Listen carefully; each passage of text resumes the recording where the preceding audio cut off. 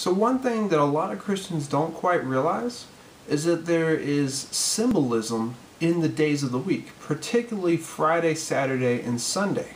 Now going back to Genesis, we know God made man on the sixth day. That's why the number 6 is considered man's number.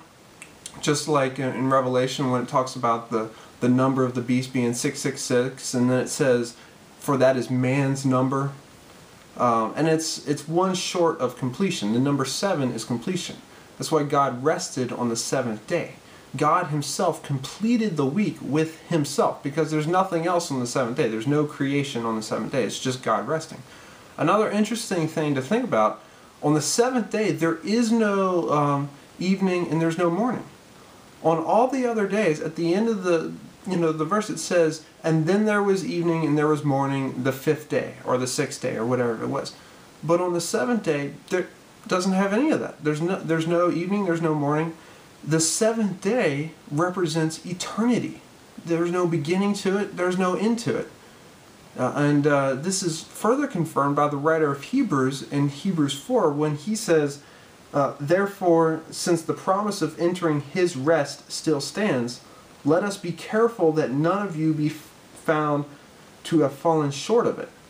Now the writer of Hebrews talks about entering his rest, the Sabbath day, as if he's talking about entering heaven, because that's what he's talking about. The seventh day, God's rest, is symbolism for heaven itself, for eternity. There is no beginning and there is no end to it. Now another interesting thing to think about, Jesus, when he died on the cross, he died on Friday. That's the sixth day. That's the day that man was made. So when Jesus died to cover the sins of man, he died on the day that man was created.